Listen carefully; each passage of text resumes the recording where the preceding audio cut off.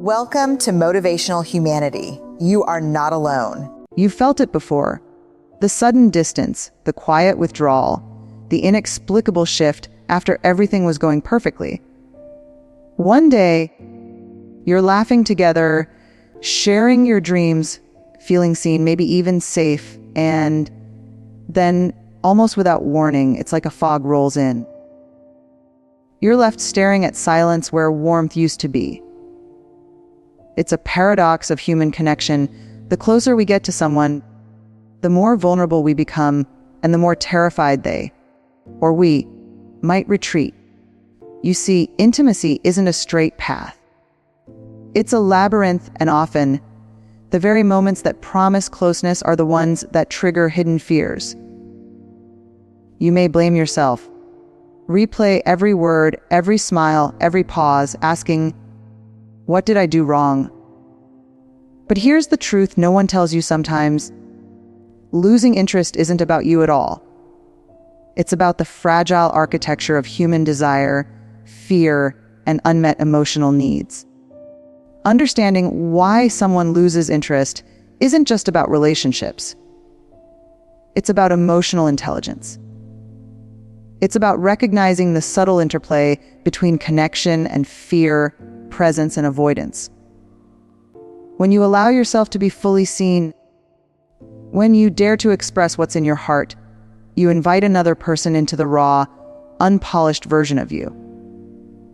And yet, vulnerability, as beautiful as it is, can feel like a double-edged sword. Some people are ready to witness it, others not so much. This isn't about blame. It's about awareness. It's about knowing the signs before the pull becomes permanent. And it's about understanding your own emotional patterns in the process. You felt the moment, haven't you? The one where connection was intoxicating, but beneath the laughter and shared stories, a subtle hesitation lingered. Perhaps it was a flicker in their eyes, a delayed text, a tone that didn't match the warmth you'd grown accustomed to. This is the psychology of anticipation versus fear. Humans crave closeness, yes, but we also fear it. The more certain a connection becomes, the more vulnerable we feel. And vulnerability, paradoxically, is terrifying for those who have yet to reconcile their own fears of inadequacy, loss, or rejection. Imagine you're standing at the edge of a cliff with someone beside you. At first, the thrill of the height is exhilarating. You're both laughing, leaning into the wind together. But then, without warning, the fear of falling, the awareness of what's at stake, creeps in. And in that moment, some will step back, retreating not because they don't care, but because they are afraid of what closeness demands. You have felt it. The longing for consistency, for reassurance, for that steady warmth. And yet, desire is not linear. Emotional interest is like a river, sometimes deep, sometimes shallow, sometimes diverted by unseen currents. When someone begins to pull away, it may not be a lack of love or admiration. It may be a fear of losing control, of being swept away by emotions they aren't ready to navigate. You've likely tried to rationalize it. Maybe they're busy. Maybe I overstepped. But the truth is often more subtle. The human psyche is wired to chase novelty and retreat from what feels threatening, even when it's good. What feels like losing interest may actually be a psychological self-preservation. Your presence, your depth, your authenticity, they may be exactly what triggers someone's unresolved insecurities. And in this paradox, you are left holding space for someone who may not yet know how to inhabit it themselves. You may have wondered, why do they seem so present one day and distant the next? This is where attachment patterns quietly shape every connection. Some people crave closeness, but panic when it becomes real. Others fear abandonment so intensely that any sign of dependency triggers a retreat.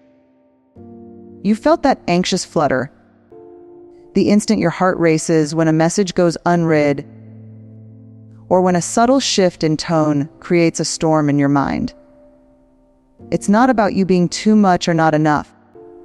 It's about the invisible scripts written long before this relationship even existed.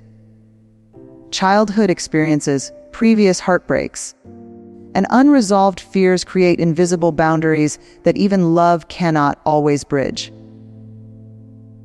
When someone loses interest after things are going well, often what you're witnessing is not a loss of affection, but a clash of emotional wiring. You are ready to dive deep, to fully invest. They may still be testing the water, afraid of how deep the river runs. You've likely interpreted subtle distance as a lack of care, and that makes sense.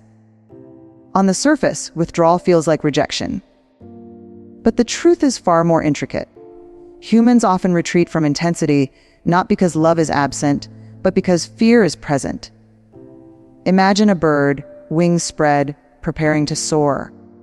Sometimes it hesitates mid-flight, not because the sky is inhospitable, but because it senses wind currents it cannot yet navigate. People, in their emotional complexity, act the same way. The intensity of connection can feel like turbulence. Thrilling, yes, but also destabilizing. You have felt it when a person begins to pull back, texts become less frequent. Laughter is a little more distant, plans subtly shift. You ask yourself, have I done something wrong? But the reality is psychological, not personal. Fear is powerful, quiet, and often invisible. It shapes actions before the heart has a chance to speak. Here's the paradox. Their retreat is often a reflection of what's inside you, not just them. You have felt it? The way someone's distance ignites your own insecurities, your self-doubt, your need for reassurance. But here's the subtle truth: we are magnets for what we unconsciously carry. If you fear abandonment, you may notice it more acutely in others. If you fear rejection, their silence becomes amplified. This isn't blame, it's clarity. Their withdrawal mirrors the inner work waiting for you, the self-understanding you've been avoiding. You've been there, staring at your phone, heart heavy, mind racing, searching for logic in chaos. But love, human desire, and connection do not always follow logic. They follow vulnerability, readiness, and sometimes timing. And understanding this, that sometimes disinterest is a mirror rather than a verdict, shifts the lens from self-blame to insight. So, you see, the story is rarely what it seems. Losing interest after everything was going well is not always about lack of care. It's about fear, attachment, and the invisible currents of the human psyche. In the next part, we will explore how to navigate this paradox without losing yourself, how to honor your worth, and how to cultivate relationships that are not just thrilling, but sustainable. Because understanding the psychology is the first step to reclaiming your emotional power. You've watched them pull away, felt the ache, and questioned your worth. But here's the truth that most people never hear. Your value is not determined by someone else's readiness to hold space for you. You have the power to reclaim your emotional equilibrium, to recognize that their fear is not your failing. Think of yourself as a lighthouse. The storms may rage around you, waves may crash, and visibility may be low. But your light does not dim because the sailors hesitate to approach. You can remain steady, radiant, and whole, regardless of who steps closer and who retreats. By embracing this perspective, you shift from chasing approval to observing patterns. You begin to see the difference between someone's temporary withdrawal and a chronic inability to engage. You start to honor your emotional boundaries, protect your energy, and recognize that self-respect is non-negotiable. You have likely experienced this before, relationships that start with excitement, but fade mysteriously. These are not random. They are reflections of hidden psychological patterns, both yours and theirs. Ask yourself, do you unconsciously attract people who cannot tolerate deep intimacy? Are you drawn to intensity that burns bright but fades fast? Recognizing these patterns requires courage, because it means facing uncomfortable truths about attachment, fear, and self-worth. Imagine a garden. Some plants flourish in the sunlight, others wither when exposed. You cannot force growth in a space that is not ready to receive it. In relationships, this principle is the same. You can nurture, support, and love, but you cannot cultivate growth where the soil is not fertile. Understanding this allows you to step back with clarity, not resentment. Here's the paradox of human connection. Vulnerability is the bridge to intimacy, yet it can also trigger withdrawal. You have felt the exhilaration of being truly seen and the terror that someone might recoil. But vulnerability is not weakness. It is courage in action. When someone loses interest after things are going well, it may be their fear, not your exposure, that caused the shift. Your willingness to be authentic is a signal of emotional intelligence, not a flaw. By continuing to honor your feelings, you set the standard for the relationships you truly deserve. Think of it like stepping onto a dance floor. Some will match your rhythm, moving fluidly with you. Others may freeze, step back, or leave entirely. That doesn't diminish your dance. It simply reveals who is ready to move with you. So, when interest fades, remember, it is rarely a verdict on your worth. It is a signal of someone else's readiness, fears, or attachment patterns. You have witnessed the psychology, the hidden currents, and the subtle mirrors. You have felt the pain, and in doing so, you've gained insight. The next step is not to chase, plead, or explain.